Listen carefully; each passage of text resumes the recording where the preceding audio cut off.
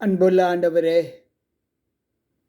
மீண்டும் உம்முடைய பரிசுத்த நாமத்தின் பலத்தோடு இந்த வியாழக்கிழமையின் காலையின் பொழுதை காண்பதற்கு எங்களை எழுப்பின தயவிற்காக உம்மை துதிக்கிறோம். வந்திருக்கின்ற எங்கள் ஒவ்வொருவரோடும் உம்முடைய கிருபை இருந்து பாதுகாத்து கொள்ளும். மீட்பர் இயேசு கிறிஸ்துவின் நாமத்தில் ஜெபிக்கிறேன் நல்ல பிதாவே, ஆமென்.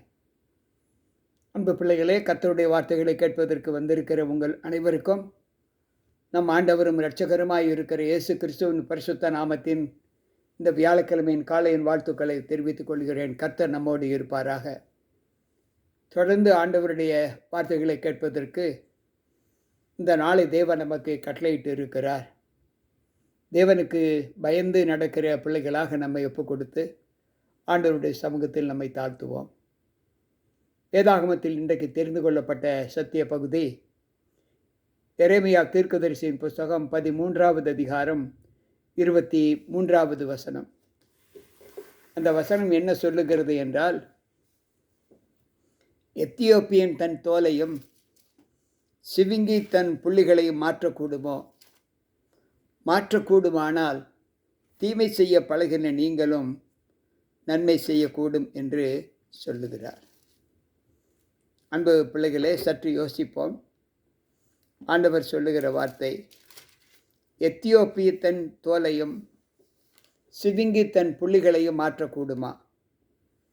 மாற்றக்கூடுமானால் தீமை செய்ய பழகின நீங்களும் நன்மை செய்வீர்கள் என்று ஆண்டவர் சொல்லுகிறார். இந்த நாளில் இந்த வார்த்தைகளை நாம் எந்த அளவு தேவ சமூகத்தில் ஒப்பு கொடுக்கிறோம்? நாம் எல்லோருமே தீமை செய்ய அறிந்தவர்கள் என்று ஆண்டவர் சொல்லுகிறார். இது இல்லை என்று யாரும் மறுக்கக்கூடாது. ஏனென்றால் ஆண்டவர் நமக்கு நன்மை எது தீமை எது என்று நமக்கு சொல்லிக் கொடுத்திருக்கிறார். நீங்கள் நன்மையை பின்பற்றுங்கள், தீமையை பின்பற்ற வேண்டாம் என்று ஆண்டவர் சொல்லுகிறார். தீமையை பின்பற்றுகிறவன் தேவனுக்கு எதிர்த்து நிற்கிறான் என்று ஞானி சொல்லுகிறார். அன்பு பிள்ளைகளே, இந்த உலகத்தில் மாறக்கூடாதது, மாற்ற முடியாதது என்னவென்றால் எத்தியோப்பியனுடைய தோல், சிவிங்கியினுடைய புள்ளிகள். இது மாறுமா? ஒருவேளை இது மாறினால் தீமை செய்தவர்களும் நன்மை செய்ய கூடும் என்று ஆண்டவர் சொல்லுகிறார். அப்படி என்றால் தீமை செய்ய பழகின பிள்ளைகள் யாராலும் மாற்ற முடியாதா என்றால் முடியாது. ஆனால் மாற்ற முடியும். யார் அவர்களை மாற்றுவார்கள் என்றால், யாரெல்லாம் தங்களை தாங்களே உணர்ந்து நான் தீமை செய்கிறேன் என்ற உணர்வை யார் உணர்கிறார்களோ அவர்கள் மட்டும் பரிசுத்த ஆவியானவருடைய உதவியை கொண்டு மாற முடியும் என்று ஆண்டவர் சொல்லுகிறார். எசேக்கியேல் 3வது அதிகாரம் 7வது வசனத்தை வாசிப்போம் என்றால், இஸ்ரவேல் ஜனங்கள் உனக்கு செவி கொடுக்க மாட்டார்கள், அவர்கள் எனக்கே செவி கொடுக்க மாட்டோம் என்று சொல்லுகிறார்களே என்று ஆண்டவர் எசேக்கியேலை பார்த்து சொல்லுகிறார். அப்படி என்றால் ஆண்டவருக்கே செவி கொடுக்காத ஒரு ஜனம் தங்களை எப்படி மாற்றிக்கொள்ள முடியும் என்பதை ஒரு கேள்விக்குறியாக வைப்போம் என்றால், அதற்கு வேதம் சொல்லுகிற பதில் முடியாது என்றுதான் சொல்லுகிறார். அன்பு பிள்ளைகளே, இன்றைக்கு நம்முடைய வாழ்க்கையில் தாமாகவே நாம் நன்மை தீமை என்ன என்று அறிந்திருக்கிறோம். அந்த நன்மை தீமை என்னது என்பதை அறிந்து அதை கற்று நடக்கும்போது நாம் நாமாகவே நம்மில் இருக்கக்கூடிய அசுத்த குணங்களை மாற்றிக்கொண்டு தேவனுடைய சமூகத்தில் திரும்பினால் ஒழிய நாம் நம்மை மாற்ற முடியாது என்று ஆண்டவர் சொல்லுகிறார். ஆமோஸின் புஸ்தகம் 9வது அதிகாரம் 7வது வசனத்தை வாசிப்போம் என்றால், இஸ்ரவேல் புத்திரர், நீங்கள் எனக்கு எத்தியோப்பியரின் புத்திரரை போல இருக்கிறீர்கள் என்று கர்த்தர் சொல்லுகிறார். நான் இஸ்ரவேலை எகிப்திலிருந்து, பெலிஸ்தியரை கப்தோரில் இருந்தும், சீரியரை கீரியிலிருந்தும் கொண்டு வரவில்லையா என்று சொல்லுகிறார். நீங்கள் இன்னும் எத்தியோப்பியரின் புத்திரரை போல எனக்கு செயல்பட்டு வருகிறீர்கள் என்று அங்கு ஆண்டவர் சொல்லுகிறார். மனம் திரும்பாத ஒரு மனமாற்றம் நம்மிலே காணப்பட முடியாது. மனம் திரும்பாத ஒரு மனமாற்றம் நம்மிலே காணப்படுகிறதா என்றால் இல்லை. நாம் இன்னும் அதே குணத்தில் தான் இருக்கிறோம் என்று ஆண்டவர் சொல்லுகிறார். ஜென்ம சுபாவமான மனுஷனோ ஆவிக்குரியவர்களை ஏற்றுக்கொள்ளான் என்று 1 கொரிந்தியர் 2:14 நாம் வாசிக்கிறோம். அப்படி என்றால் எந்த சூழ்நிலையிலும் ஆண்டவர் நமக்கு போதித்ததை நாம் ஏற்றுக்கொள்ளக்கூடிய மனப்பக்குவம் நமக்கு இல்லை என்றால் நாம் ஆண்டவருக்குள் இருக்க மனிதர்களாக நம்மை மாற்றிக்கொள்ள முடியாது என்று ஆண்டவர் சொல்லுகிறார். தாவீது செய்த பாவத்தை நாம் எல்லோரும் அறிவோம். அவர் தானாகவே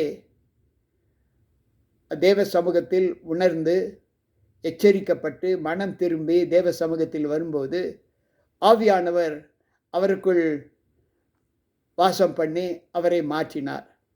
அதே போல தாமாகவே முன்வந்து நான் பாவம் செய்திருக்கிறேன், என்னை மன்னியும் ஆண்டவரே என்று சொல்லி யார் மனம் திரும்பி தேவ சமூகத்தில் வருகிறார்களோ அவர்களால் மட்டுமே அந்த நிலைக்கு வர முடியுமே தவிர வேறு எந்த நிலையிலும் யார் என்ன புத்தி சொன்னாலும் அதை ஏற்றுக்கொள்ள கூடாத ஒரு மனப்பக்குவம்தான் அவர்களுக்கு இருக்கும் என்று அங்கு ஆண்டவர் சொல்லுகிறார். கேட்டுக்கொண்டிருக்கிற அன்பான தேவ பிள்ளைகளே, இன்றைக்கு நம்முடைய வார்த்தை என்ன சொல்லுகிறது என்றால், இதோ கர்த்தராகிய ஆண்டவரின் கண்கள் பாவமுள்ள ராஜ்யத்துக்கு விரோதமாக வைக்கப்பட்டிருக்கிறது, அதை பூமியின் மேல் இராதபடிக்கு அழிந்து போக பண்ணுவார், ஆகிலும் யாக்கோபின் வம்சத்தை முழுவதும் அழிக்க மாட்டேன் என்று கர்த்தர் சொல்லுகிறார். ஆமோஸ் 9:8 இந்த வாசகத்தை வாசிக்கலாம். கர்த்தராகிய ஆண்டவருடைய கண்கள் பாவமுள்ள தேசத்தின் மீது நோக்கமாய் இருக்குமா? கர்த்தருடைய கண்கள் நீதிமான்கள் மேலளவா நோக்கமாய் இருக்கும்? மாறாக ஆண்டவர் சொல்லுகிறார், பாவம் செய்த பிள்ளைகளுடைய ஜீவிதத்தில் ஆண்டவர் இடைப்பட்டு அவர்களை நோக்கி கொண்டிருப்பார். அந்த தேசத்தின் மீது நோக்குவார், அந்த குடும்பத்தின் மீது நோக்குவார், அந்த சபையின் மீது நோக்குவார், தனிப்பட்ட மனிதர்கள் மீது நோக்கமாய் இருப்பார். அன்பு பிள்ளைகளே, நாம் யோசிக்க வேண்டும், எந்த சூழ்நிலையிலும் நம்முடைய வாழ்க்கை பாவத்திற்கு அடிமையாகி விடக்கூடாது என்று ஆண்டவர் சொல்லுகிறார். நீ கழுகு போல உயர பறந்தாலும் நட்சத்திரங்களுக்குள் உன் கூட்டை கட்டினாலும் அவ்விடத்திலிருந்து நான் உன்னை கீழே தள்ளுவேன் என்று ஆண்டவர் சொல்லுகிறார். ஒபதியாவின் புத்தகம் 1:4 நம்முடைய பாவங்கள் யாருக்கும் காணப்படவில்லை, நம்முடைய அக்கிரமங்கள் யாரும் பார்க்க முடியாது என்று தன்னைத்தான் நினைக்கிற மனிதர்களுக்கு ஆண்டவர் சொல்லுகிற எச்சரிக்கை.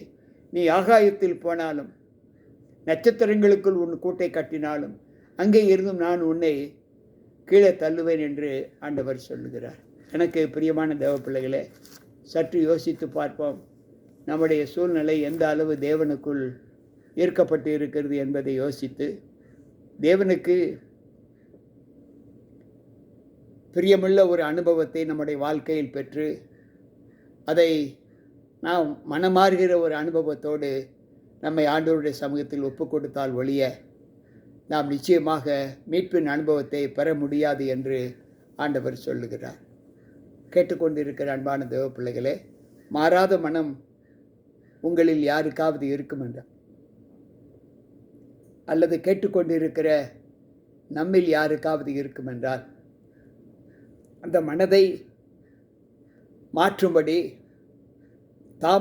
நாமாகவே முன்வந்து தேவ சமூகத்தில் நம்மை ஒப்புக் கொடுத்து, ஆண்டவரே, நாங்கள் பாவம் செய்திருக்கிறோம், எங்களுடைய பாவத்திற்கு பரிகாரம் தேட உம்முடைய சமூகத்தில் எங்களை தாழ்த்துகிறோம், ஆவியானவர் நீர் தாமே எங்களுக்குள் தங்கி எங்களுடைய அக்கிரம சிந்தைகளிலிருந்து எங்களை விலக்கி காத்துக்கொள்ள என் தேவன் வழிகாட்டும் என்று சொல்லி ஜெபித்தால் மட்டுமே அந்த வல்லமையை நாம் பெற்றுக்கொள்ள முடியும் என்று வேதம் நமக்கு சொல்லுகிறது. எனவே கேட்டுக்கொண்டிருக்கிற அன்பான தேவ பிள்ளைகளே, இந்த வார்த்தையின்படி நம்மை உருவாக்கி தேவ சமூகத்தில் நாம் ஆண்டவருக்குள் பிரியமுள்ள ஒரு அனுபவத்தை பெற்றுக்கொள்ள கர்த்தருடைய சமூகத்தில் நம்மை தாழ்த்துவோம். அன்புள்ள ஆண்டவரே, இன்றைக்கும் உம்முடைய வார்த்தைகளை கேட்ட எங்கள் ஒவ்வொருவருக்குள்ளும் உம்முடைய கிருபை இருந்து பாதுகாத்து நல்ல ஈவுகளினாலே எங்களை காத்துக்கொள்ள என் தேவன் எங்களை ஒவ்வொருவரையும் பலப்படுத்தி காத்துக்கொள்ளும். துதி கனமகிமை எல்லாவற்றையும் உம்முடைய கருத்தில் ஒப்புக் கொடுக்கிறோம். மீட்பர் இயேசு கிறிஸ்துவின் நாமத்தில் ஜெபிக்கிறேன் நல்ல பிதாவே, ஆமென். மீண்டும் அன்பு பிள்ளைகளே, கேட்ட சத்தியங்கள் கர்த்தருடைய வார்த்தைகள் நாம் ஈடுபட நம்மை பலப்படுத்தும் என்று நான் கர்த்தருக்குள் நம்புகிறேன். மீண்டும் நாளை சந்திப்போம். உங்கள் போதகர் ஜி.கே. ராபர்ட். கர்த்தர் நம்மோடு இருப்பாராக. ஆமென்.